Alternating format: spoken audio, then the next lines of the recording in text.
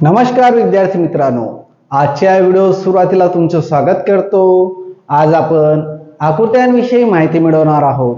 या ठिकाणी सर काय दिलेलं आहे काही कळत नाही। पहा विद्यार्थी मित्रांनो, नवोदयचा विद्यालयात प्रवेश घेण्यासाठी आपल्याला पेपर द्यावा लागणार आहे।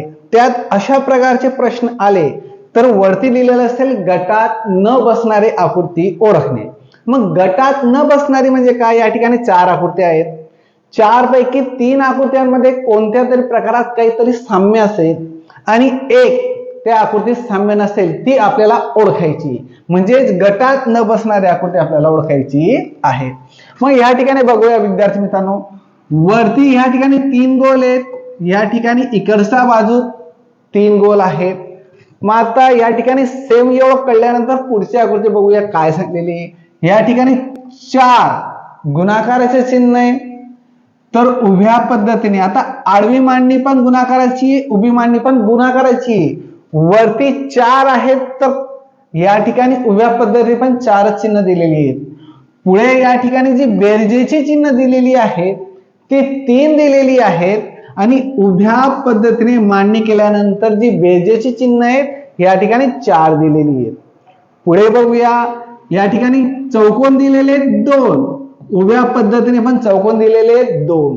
हे त्या विद्यार्थ्याने सोडवलेलं आहे आणि ही जी प्रश्नपत्रिका आहे सर्व 2014, 15, 16, 17, 18, 19, 20 तर 21 पर्यंतच्या प्रश्नपत्रिका मी या ठिकाणी घेतलेल्या आहेत, त्या पण हिंदी मीडियमचा। कारण आपल्या मराठी मीडियमचा आपण अभ्यास करणार आहोतच, पण तुमचा सराव व्हावा, पाया पक्का व्हावा म्हणून ह्या मी प्रश्नपत्रिका घेतलेल्या आहे हिंदी मीडियमच्या पुस्तकातून। तर पहा या ठिकाणी काय आहे, तर मग या ठिकाणी 3 अधिकचे चिन्ह आहे, तर इथे पण किती यायला हवे होते? 3, पण तिथे आलेत का? नाही, म्हणजे हे गटात बसत नाही, म्हणून आपलं पर्याय क्रमांक सी हे योग्य उत्तर। त्याच पद्धतीने या ठिकाणी तुम्हाला दुसरं दिसतंय। मग या ठिकाणी क्यू, आर, एस, पी असे 4 इंग्रजीतील अक्षर दिलेली आहेत। मग या ठिकाणी आपल्याला शोधायचंय पी, या ठिकाणी पी नंतर काय दिलेलं आहे? क्यू। मग या ठिकाणी पी नंतर क्यू आलेला आहे का? नाही। पी नंतर क्यू आलेला आहे का? नाही। पी नंतर क्यू आहे का? नाही। म्हणजे तुम्ही ह्याच पद्धतीने क्यू नंतर आर ही घेऊ शकतात। मग क्यू नंतर आलाय का? नाही। म्हणजे तुम्ही एखादं अक्षर कोणतंही निवडायचं आहे। मग या ठिकाणी तसं कळत नाहीये, मग मी पुढे बघेल बी पासून पुढे क्यू नंतर काय आलेलं आहे? P, Q P S, Q P S, Q P S क्रमाने आलेले जशा पद्धतीने घेतले, पण या ठिकाणी क्यू पी एस आलेलं नाही। हे उलट क्रमाने, हे सरळ क्रमाने घड्याळीच्या दिशेप्रमाणे या फिरत आहेत।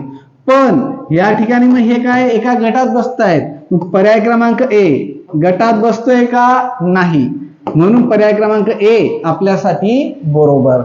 पुढे बघूया तिसऱ्या याच्यात काय सांगलेलं आहे, काय साम्य आहे। या ठिकाणी विद्यार्थी मित्रांनो एक त्रिकोण दिलेला आहे। त्रिकोणाचे जे 2 टोक आहेत ते आजूबाजूच्या ह्या कॉर्नर वरती टच झालेले आहेत, त्या रेषेना ते टच झालेले आहेत आणि एक टोक त्या चौकोनाचा आतील बाजूला आहे।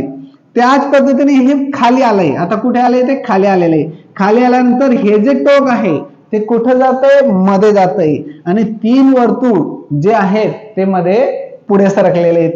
इथून आकृती ही पुढे सरकली, पुढे सरकल्यानंतर सेम 2 बाजू जे आहेत आजूबाजूच्या रेषांना त्याचे कॉर्नर कोपरे टेकलेले आहेत आणि एक जो आहे तो बाणासारखा तो मध्ये आहे। पण चौथ्या आकृतीत या ठिकाणी जर तुमचं निरीक्षण क्षमता वाढवली विद्यार्थी मित्रांनो, तर एक टोक एका कोपऱ्याला आतील बाजूला आहे आणि जे 2 टोक होते त्रिकोणाचे ते वर्तुळाचा आत आहे।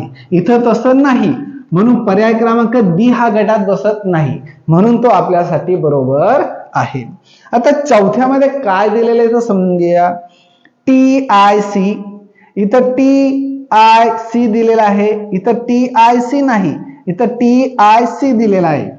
मग या ठिकाणी काय गटात बसत नाहीये? ई, कारण सर्वात दूर टी आय सी आणि टी PIC दिलेला आहे, पण इथं काय दिलाय ई, म्हणजे हा गटच बसणार नाही. म्हणून पर्याय क्रमांक 4 याचं योग्य उत्तर.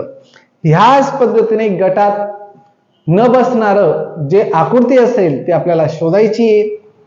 चला तर विद्यार्थी मित्रांनो, आता तुमचा HW घ्यायचा आहे आणि याचा सराव करून घ्यायचा आहे. मी तुम्हाला सांगितलं 5 ते 6 प्रश्नपत्रिकाले हे जे आहे गटात न बसणारे मी घेतलेले 2014 पासून तर 21 पर्यंत त्याचा सराव करून घ्यायचा. हे 2021 ची प्रश्नपत्रिका होते. चला पुढे बघूया. HW घ्यायचा आहे. वाटल्यास तर व्हिडिओ थांबून घ्यायचा आणि उत्तरं सोडवायची आहेत. मी लगेच पुढचं पान घेतो. चला हे पण लवकर HW घेऊन टाकायचं आहे. बघा बरं, गटात न बसणारी आकृती कोणती आहे ती शोधायची. पुढचं पान घ्या. या ठिकाणी बघा 1 2 3 4 5 ह्या पद्धतीने क्रमांक दिलेले आहेत. तुम्हाला योग्य आकृती शोधायची आहे. पुढचं पान घ्या. या ठिकाणी पण त्याच पद्धतीने दिलेलं आहे 1 2 3 4 आणि 5. पहा विद्यार्थी मित्रांनो, या ठिकाणी काही खुणा केलेल्या आहेत. ज्या विद्यार्थ्याचं मी पुस्तक घेतलेलं आहे त्याने त्या केलेल्या आहेत, पण त्याने योग्य सोडवलेले असतील असं नाही. तुम्ही योग्य उत्तर शोधायचं आहे आणि ते का वेगळं आहे ते पण समजून घ्यायचंय. चला पुढचं शेवटचं पान आपलं.